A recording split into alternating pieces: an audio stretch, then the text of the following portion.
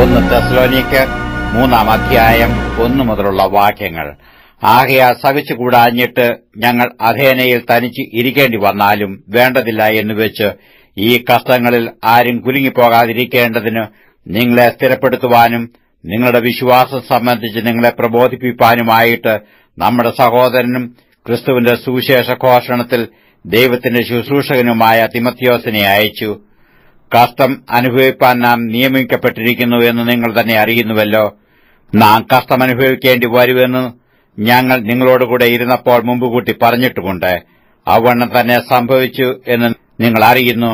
ഇത് നിമിത്തം എനിക്ക് ഒട്ടും സഹിച്ചുകൂടാഞ്ഞിട്ട് പരീക്ഷകൻ നിങ്ങളെ പരീക്ഷിച്ചുവോ, ഞങ്ങളുടെ പ്രയത്നം വെറുതെയായിപ്പോയോ എന്ന് ഭയപ്പെട്ട് ഞാൻ നിങ്ങളുടെ വിശ്വാസത്തിന്റെ വസ്തു അറിയേണ്ടതിന് ആളയച്ചു.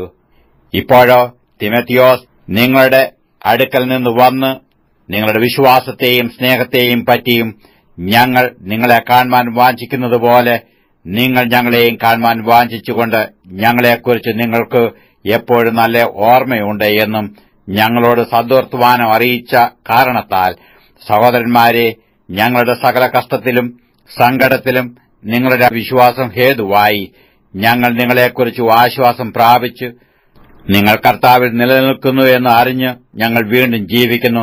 നമ്മുടെ ദൈവത്തിന്റെ സന്നിധിയിൽ നിങ്ങളെ ചൊല്ലി ഞങ്ങൾ സന്തോഷിക്കുന്ന സകല സന്തോഷത്തിനും തക്കതായി ദൈവത്തിന് എന്തോ ഒരു സ്തോത്രം ചെയ്യുവാൻ ഞങ്ങളാൽ കഴിയും.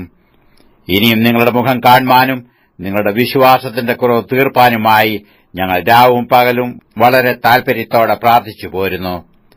നമ്മുടെ ദൈവവും പിതാവുമായവനും നമ്മുടെ കർത്താവായ യേശുവും ഞങ്ങൾ നിങ്ങളുടെ അടുക്കൽ വരുവാൻ വഴി നിരത്തി തരുമാറാകട്ടെ.